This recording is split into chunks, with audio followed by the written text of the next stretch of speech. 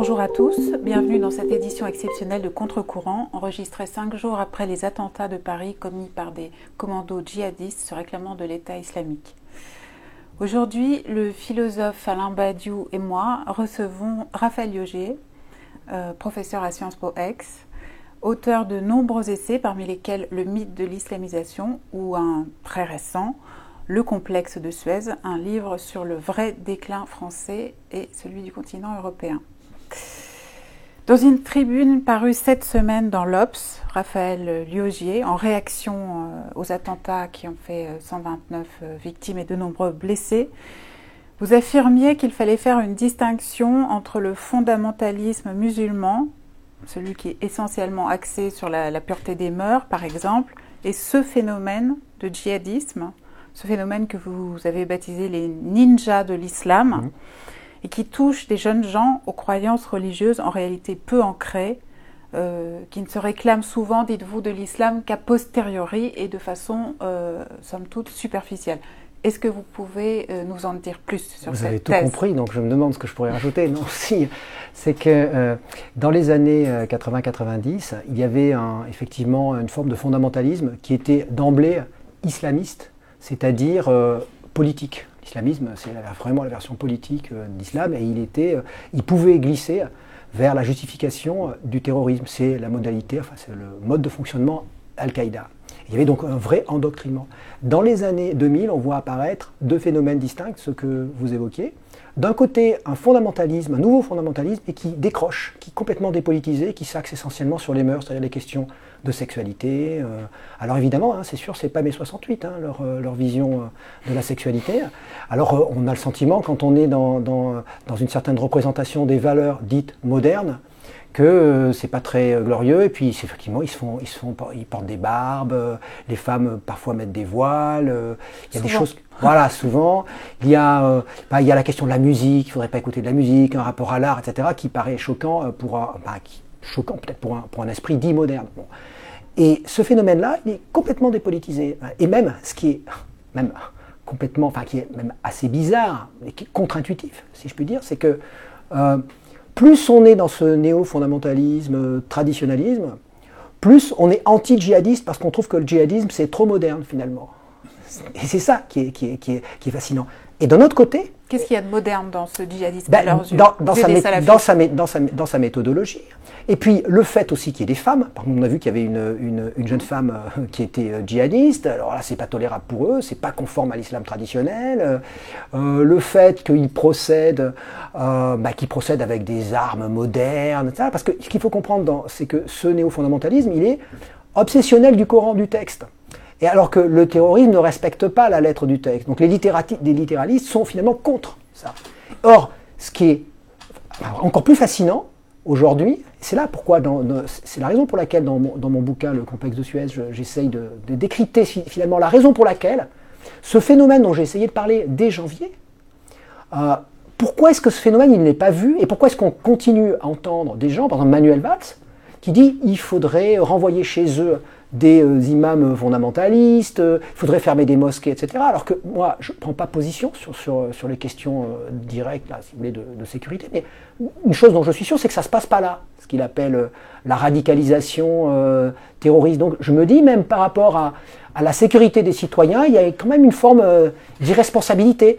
Alors j'essaie de comprendre pourquoi, et finalement, mon diagnostic, c'est de dire, en Europe, l'Europe a été le centre de gravité de l'humanité, c'est presque une singularité historique, ça s'est traduit par la colonisation politique, mais aussi la colonisation symbolique, la colonisation des désirs, et l'Europe a perdu cette place. Et depuis, justement, depuis 1956, on pourrait expliquer pourquoi, mais ce qui s'est passé, voilà. Un petit peu plus Eh bien, l'Europe, on est dans thèse. une logique de l'encerclement, c'est-à-dire on a des discours sur on est encerclé, avec un mélange, vous voyez, dans les derniers best-sellers d'Éric Zemmour ou de Finkielkraut ou tous ces gens-là, ils mélangent, comme si c'était la même chose, anticapitalisme, anti-islamisation, anti-globalisation, dans une sorte de même bloc, l'idée qu'il y aurait une atteinte à notre identité, nous ne sommes pas identiques à ce que nous avons été, etc. Et je pense que ça, c'est ce qui finalement nous aveugle, mais alors pour le coup concrètement, et qui ne permet pas de distinguer les phénomènes que j'évoque.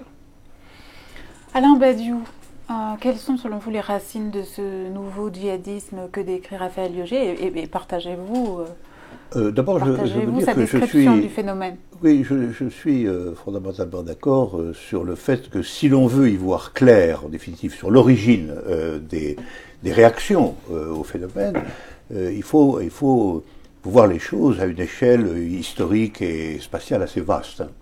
Si on s'enferme sur la catégorie de France, catégorie de plus en plus délabrée, il faut bien dire, si on s'en fait dans la catégorie de France, et si on lui accole la catégorie de guerre, et si on appelle les Français à la guerre, on est tout de même dans un discours absolument inintelligible en réalité au regard de ce qui se passe.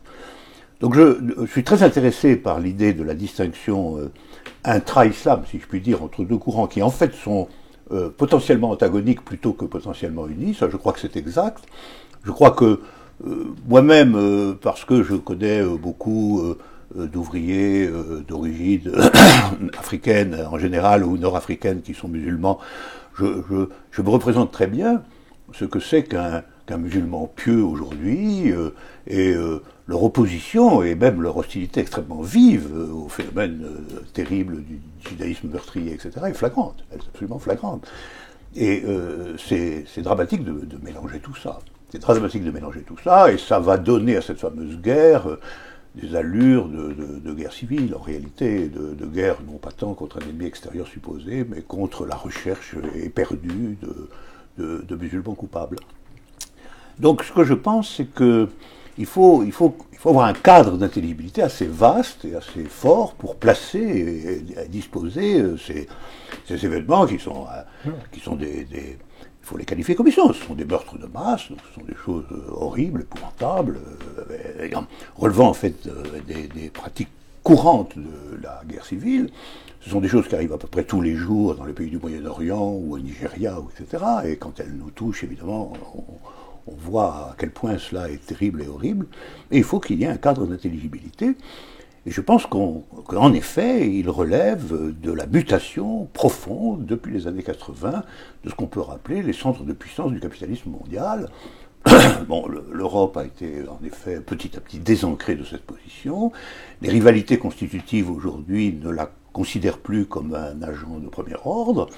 On voit monter des puissances aux ambitions futures impériales nouvelles comme la Chine et une partie de l'Asie. Et dans ce contexte-là, la réaction subjective des gens est dominée par le sentiment sourd d'une peur, d'une décadence, d'un manque d'emprise sur leur propre destin, qui favorise évidemment des opérations politiques que je réprouve absolument, parce qu'au lieu de dispenser la clarté sur ce qui se passe, elle dispense des mythologies défensives que je crois très périlleuses à terme. Et qui sont symétriques finalement de l'idéologie de Daesh. C'est-à-dire qu'ils sont le négatif dont a besoin l'idéologie de Daesh. C'est-à-dire quand des membres du gouvernement disent nous sommes vraiment en guerre et c'est une guerre de civilisation, bah c'est du pain béni, pour ainsi dire, pour Daesh. Mais oui, mais justement, il y a, je pense qu'on peut soutenir que une chose horrible à dire, on peut se dire qu'il y a une complicité objective entre les deux. Bien sûr,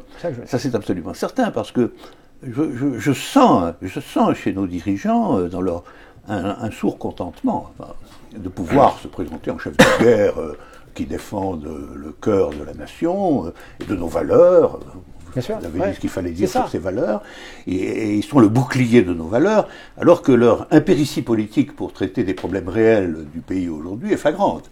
Et d'autant plus qu'ils sont dans un contexte électoral, etc. Et donc ils espèrent, ils jouent cette carte. Et politiquement, ça permet une sorte d'union sacrée étrange autour de la question des valeurs, en mélangeant des valeurs dites de droite traditionnalistes et des valeurs dites de gauche progressives, comme si c'était la même chose, la laïcité, le vase de Soissons, Jeanne d'Arc, etc., tout ce que vous voulez. Et on le voit dans l'évolution du Front National, qui finit par prétendre être à la fois à gauche et à droite, ce qui me semble très dangereux, parce que du coup, il entraîne l'ensemble du champ politique dans une logique de défense des valeurs, quelles qu'elles soient. Et c'est à l'aune de cette idée de ce flou, de ce nouveau flou des valeurs, qu'on va finir par désigner un ennemi qui serait à la fois l'ennemi des valeurs progressistes, c'est ce que j'appelle le caractère, le Janus bicéphale musulman, qui est à la fois l'ennemi des valeurs progressistes, parce que la démocratie, liberté homme-femme, liberté, égalité homme-femme, etc. Et puis, à côté de ça,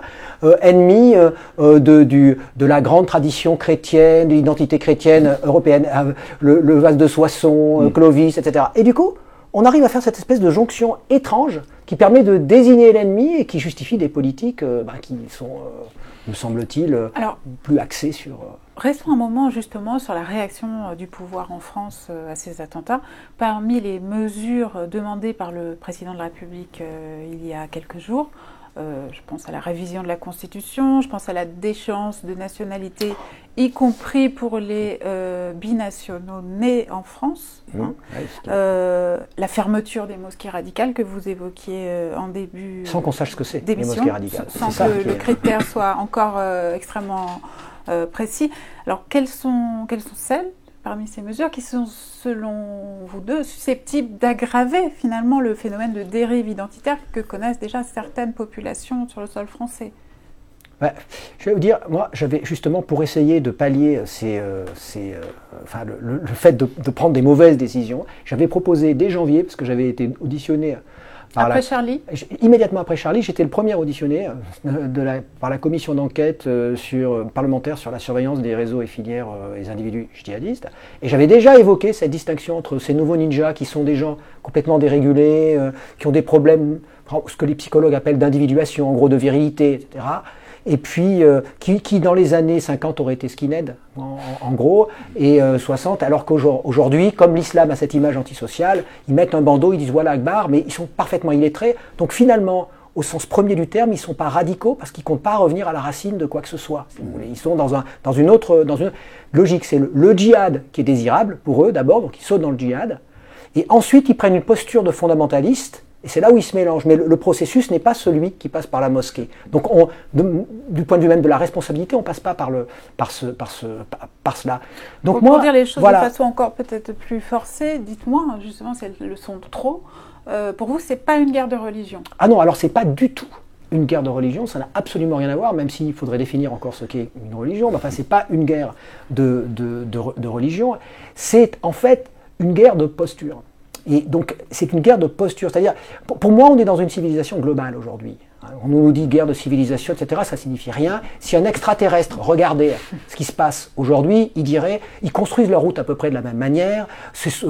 Leurs avions sont des Boeing et des Airbus qui sont en Arabie Saoudite, aux États-Unis ou en Afrique du Sud. Par contre, dans une civilisation globale, avec une multitude de positions sociales, socio-économiques, avec des gens qui se sentent floués, qui se sentent frustrés, avec ce que j'appelle aussi des effets de vitrine globale, c'est-à-dire que via Internet, quelqu'un qui habite dans le Sahel, il voit quelqu'un vivre dans une sorte de prospérité effarante à New York, il voudrait vivre cela, il pense que c'est à côté, mais il est pas en prise. Donc ça crée quoi? Une géographie de la colère, une géographie de la frustration, c'est ça. C'est là-dessus c'est de cela dont se nourrit Daesh. Et à l'intérieur de notre pays, il y a cette frustration. Il y a cette frustration. Donc, moi, ce que j'avais proposé dès janvier, en dehors d'idéaux politiques qui sont les miens, j'avais dit, pour être efficace, il faut créer un observatoire national des identités. J'avais appelé pluridentité. J'avais dit là, on mettrait des psychiatres, des sociologues, des anthropologues, des philosophes, des juristes, pour réfléchir ensemble, parce qu'il existe des enquêtes, sur la multiplicité de la construction des identités qui aujourd'hui se font via Internet, il n'y a plus seulement l'espace de l'école comme jadis, il n'y a plus le service militaire, donc tout ça se mélange avec la globalisation. Et donc, en gros, on dit à peu près n'importe quoi aujourd'hui en fonction de nos préjugés, alors qu'on pourrait repérer là où il y a vraiment la frustration, là où ça peut glisser véritablement sur le passage à la violence. Au lieu de ça, on préfère faire confiance à nos angoisses d'individus qui seraient barbus ou voilés, et au nom même de ces préjugés, liés à ce que j'appelle le complexe de Suez, on finit par tirer dans le tas, et finalement, on finit par ne pas être efficace, même du point de vue du renseignement. Oui, donc cet observatoire des identités multiples, pour s'opposer bien sûr à cette obsession de l'identité nationale que vous ne cessez de dépeindre dans votre complexe de Suez. Oui, exactement, parce que l'idée d'une identité nationale, vous savez, le mot identité, finalement, c'est un mot assez simple, c'est lorsqu'on a peur de ne pas être identique à ce qu'on a été. Alors clairement, on n'est pas identique à ce qu'on a été. Lorsqu'on a peur de ne pas être identique ou que les autres ne soient pas identiques à ce que nous sommes. Et clairement, on est dans une société plurielle aujourd'hui où les autres non plus ne sont pas identiques. Donc chacun, aujourd'hui, a des histoires variables à raconter. Non plus à l'échelle nationale, mais à l'échelle même plus internationale, même pas européenne, à l'échelle globale. Puisqu'il y a un flux d'informations permanent et que les gens vivent et sont formés et informés par ce flux d'informations permanent. Moi, ce que je proposais, évidemment, c'est que lorsque on se trouve dans cette espèce de situation de flux, l'information, elle charrie aussi les désirs. Et les désirs, à l'échelle planétaire, ils charrient aussi les frustrations. Donc c'est d'essayer de comprendre ce qui se passe. Et ça, on peut pas. Ce ne sont pas des gens qui font partie des renseignements généraux, des services de renseignement, qui peuvent le comprendre. Ne serait-ce que parce qu'ils n'ont pas été formés pour ça. En revanche, eh bien, peut-être, on peut imaginer, enfin c'est peut-être une utopie de penser ça, mais que le gouvernement ou ceux qui ont autorité à prendre des décisions, qui peuvent prendre des décisions, eh bien, auront là des informations qui leur permettraient de sortir de la fiction qu'ils entretiennent plus ou moins sciemment d'une sorte d'identité nationale, du coup de cet encerclement, de ces valeurs qui seraient anti-nationales. Alain Badiou ? Oui, je suis tout à fait d'accord sur la nécessité de répertorier, d'analyser, de développer une compréhension effective des mécanismes d'identification et d'identité tels qu'ils sont aujourd'hui. Mais je voudrais revenir quand même à l'autre point, c'est celui de la frustration. Oui. La frustration, elle a des lois précises et des lois universelles.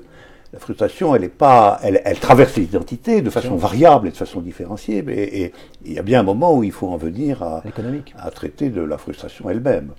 Et je pense qu'une partie du maniement identitaire, d'un côté comme de l'autre d'ailleurs, quel que soit le conflit d'identité, consiste à masquer les origines réelles de la frustration. Quand on en appelle à l'unité nationale, ça veut dire qu'on enjambe le fait qu'à l'intérieur de cet espace national supposé, il y a des inégalités monstrueuses et grandissantes, il y a des gens qui sont comptés pour rien du tout et d'autres qui sont comptés beaucoup, etc. etc. Moi, je suis quand même, à cet égard, un vieux marxiste, je dirais ça. C'est-à-dire qu'il y a toujours un moment où il faut en venir quand même à ce socle, à ce fond. Et aujourd'hui, je pense qu'un phénomène fondamental qui fait que tout cela traverse en effet la quasi-totalité des identités repérables, c'est le passage au global que vous avez vous-même mentionné. C'est-à-dire le fait qu'en réalité, il y a une homogénéisation du monde du point de vue structural, et qui enveloppe les identités, mais en un certain sens, en les mettant reliant dans un qui produit de l'atomisation des positions. Paradoxalement, cette unité. C'est ça que j'essaie d'expliquer. Par rapport à un espace généralisé, en effet, pratiquement homogène dans ces structures fondamentales depuis l'effondrement de toute alternative supposée à cet ordre général. Et ce que je pense, c'est que tout de même, une partie des problèmes, c'est le caractère extraordinairement dense et des laissés pour compte dans le compte de la frustration.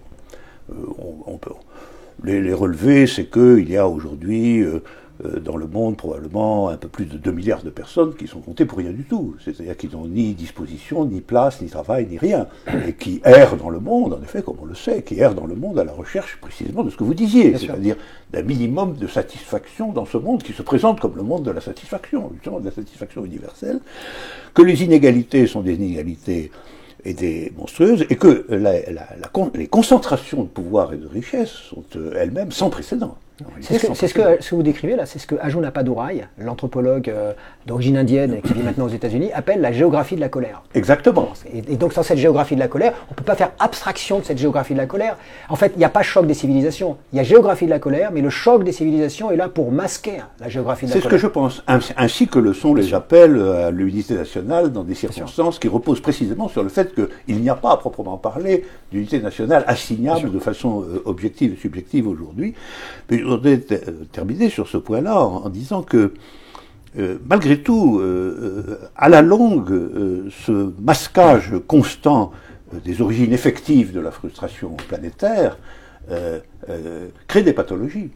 Il crée des pathologies. Quand une chose n'est pas pensée, à la fin des fins, elle fait retour sous une forme pathologique, soyons freudiens au sens élémentaire. Et je suis tout de même saisi, moi, par le fait qu'existe aujourd'hui, c'est quand même une composante du phénomène djihadiste, une sorte de réserve illimitée de jeunes gens capable de se faire sauter, couper en deux, dans des actions en un certain sens à la fois sanguinaires et symboliquement absurdes. Donc d'où vient cette réserve? C'est une chose qu'il faut quand même, c'est une question qu'il faut quand même poser. Et puis en opposition avec le désir premier qui est quand même le désir de vivre, de survivre, d'essayer de protéger sa propre vie. C'est ce qui semble. Ouais. Et qui plus est, je crois que vous touchez un point qui aggrave encore la difficulté de cette question en disant qu'il n'est pas vrai que ces gens-là soient spécifiquement les plus pieux, les plus religieux, les plus marqués d'espérance théologique, etc. Tout à fait. Ce sont au contraire probablement des frustrés fondamentaux. C'est pour ça que je parle d'embrigadement plutôt que d'endoctrinement et que je récuse ce que disent aujourd'hui les analyses actuelles qui parlent de radicalisation, parce que radicalisation ça suppose l'accès au texte. Or ce sont des illettrés.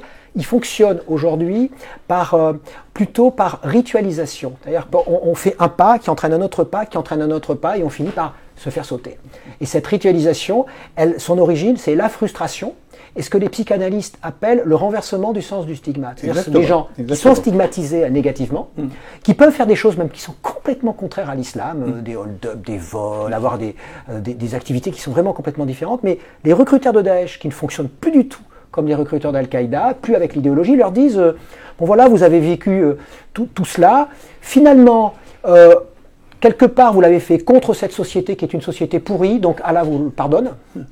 Et en même temps, tout ce que vous éprouvez comme frustration et même de haine de vous-même, aussi, tous ces échecs, le chômage, etc., eh bien, c'est ce qui vous marque aux yeux de Dieu comme étant un choisi, le chosen one, cette espèce d'inconscient collectif d'être celui qui est choisi. Et alors là, immédiatement, ils se font embrigader, ils sont prêts à tout, parce que du stigmate négatif, c'est le stigmate, ils sont stigmatisés positivement comme étant des héros. Et qui n'a pas envie de raconter sur soi quelque chose d'absolument positif qui redonne un sens à sa vie et à la limite à sa mort, justement. C'est ça qui se passe. Le psychanalyste Fethi Benslama, avec lequel vous travaillez, je crois, évoque à cet égard une sédation immédiate des blessures auprès de cette population de très jeunes gens, souvent inférieurs à 30 ans, en grande difficulté identitaire et qui trouvent là une solution immédiate à leurs angoisses. Oui, je crois que Fethi Benslama qui fait un travail, me semble-t-il, excellent et sur la même longueur d'onde que moi et d'ailleurs, il est très intéressé par cette idée d'observatoire national des identitaires. Ouais. Et je pense qu'il faudrait aussi quand même que se mette en mouvement une capacité d'orientation pour cette jeunesse qui ne soit pas simplement le choix entre l'intégration et la frustration, éventuellement structurée en direction d'une violence salvatrice. C'est-à-dire qu'il nous manque quand même un projet à la hauteur de la globalisation, un projet alternatif à la hauteur de la globalisation, parce que la jeunesse ne peut se constituer, s'identifier indéfiniment dans ce que j'appelle, moi, les avatars du désir d'Occident, enfin, c'est-à-dire les avatars de la collection des objets, de la place monétaire, etc., etc. Alors, ce qui fait cruellement défaut, et ce défaut, les gouvernements l'entretiennent, malgré tout, c'est l'existence d'une vision alternative possible de la situation générale, et pas simplement du replâtrage local des identités par l'appel à des identités factices. Quand je discute avec des jeunes gens de cette zone un peu de laisser pour compte, de gens qui ont du mal à trouver du travail, qui sont pauvres, etc., etc., et dont l'identité est à la fois vacillante et agressive, les deux en même temps, c'est ce que je vois tout de même, c'est qu'il leur manque d'abord une vision claire de ce que c'est que le monde d'aujourd'hui, de ce que c'est que la racine de cette frustration, de ce que c'est que la structuration du désir aujourd'hui, comment il est constitué, comment il est structuré, et la possibilité de se représenter qu'autre chose est possible. Et ça complèterait en quelque sorte l'observatoire des identités par un observatoire des possibilités. Cela dit, je disais bien, quand je parlais d'interdisciplinarité, je voulais dire qu'il y ait des philosophes. Voilà, dans l'observatoire des identités. Donc, candidat. Tout à fait. Non, je veux dire, d'ailleurs, ce que vous dites est tout à fait illustré par le parcours de ces jeunes, ceux que l'on connaît au moins. On voit bien quelqu'un comme Mohamed Merah, par exemple. C'est quelqu'un qui a couru après des objets de désir inatteignables. En fait, c'est ça, c'est comme ça qu'on pourrait le définir. Et quels que soient les objets de désir, c'est pas l'islam en particulier. Mais comme on lui assigne une sorte d'islamité essentielle sous prétexte qu'il est d'origine maghrébine, à un moment donné, il lui reste plus que ça. Mais au départ, il veut être légionnaire. Il est indique de la police. Il est à chaque fois une sorte de construction de sa virilité, construction d'héroïsme, construction de force. On voit pareil avec Koulibaly, qui se fait photographier avec sa copine à moitié nue sur la plage, ce qui n'est pas très salafiste, ce qui n'est pas très islamique, qui même impressionné par le pouvoir, qui se fait photographier avec Nicolas Sarkozy à l'Élysée. On le voit, et puis après il devient guerrier, évidemment il ne reste plus que ça aussi. On le voit avec les frères Kouachi. Les frères Kouachi sont dans cette posture aussi. Ils passent par même, ils sont impliqués dans des affaires de pornographie, toute une série de choses pas du tout islamiques. Et puis à la fin, bon voilà, il leur reste ça. Bon, on voit qu'on a des profils, qu'on a des régularités. On comprend que ce sont des objets de désir qui sont recherchés sans cesse, sans être trouvés. Et on nous explique que c'est une guerre de civilisation, que c'est un choc de civilisation, que ce sont des minorités inassimilables, que ce sont les barbus, etc., etc. C'est contre ça, moi, à la base, que je m'insurge. Après, ce que vous dites, évidemment, c'est la clé, mais la clé à long terme, beaucoup plus profonde, c'est la perspective. Quelle perspective donner? Dernière question que je vous adresse à tous les deux. Vous évoquez beaucoup dans ce livre, Raphaël Liogier, bien sûr, ce que vous appelez le fantasme de l'islamisation, qui est devenu quasiment le mot que l'Europe met sur sa propre maladie, sur le sentiment de son déclin, sur le sentiment de sa perte. Vous imaginez bien qu'avec de tels événements dans Paris, avec des kamikazes faisant exploser dans la ville, il va devenir encore plus difficile qu'il ne l'était déjà hier de contrecarrer ce genre de discours. Qu'est-ce que vous préconisez à cet égard?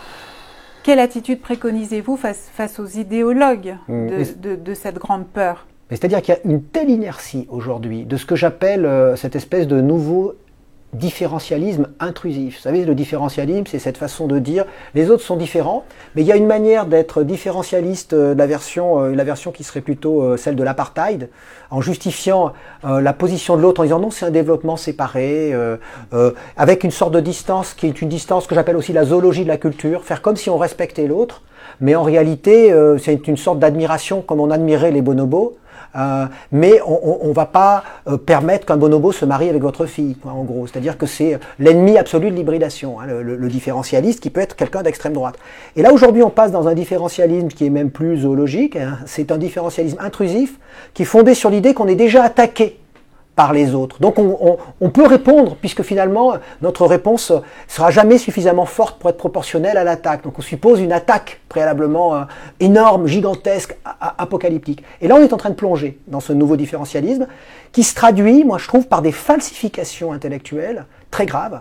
Par exemple, le fait de faire passer Lévi-Strauss pour un différentialiste, ce que fait Alain Finkielkraut, alors que très clairement, Lévi-Strauss c'est quand même Alain Finkielkraut, auquel vous consacrez un chapitre très intéressant dans ce livre. Parce que je trouve ça scandaleux du point de vue intellectuel, cette espèce de manipulation consistant à dire, en gros, si Lévi-Strauss était là, il serait d'accord pour interdire le voile, alors que d'abord il était là et qu'il n'a jamais pris position sur ces questions parce qu'il est resté relativiste. Et je répète, le relativisme, c'est de l'universalisme, puisque pour être en relation, il faut supposer un fond commun. Alors que le différentialiste, c'est celui qui abandonne ce fond commun et qui finalement n'a plus d'empathie avec l'autre. Il peut soit l'admirer de façon zoologique, ce que je disais, soit le détruire de façon tout aussi zoologique. Alors que le relativiste, il tolère l'autre, il fait plus que le tolérer, c'est-à-dire que quelque part il aime l'autre pour ce qu'il est, il reste en relation avec lui,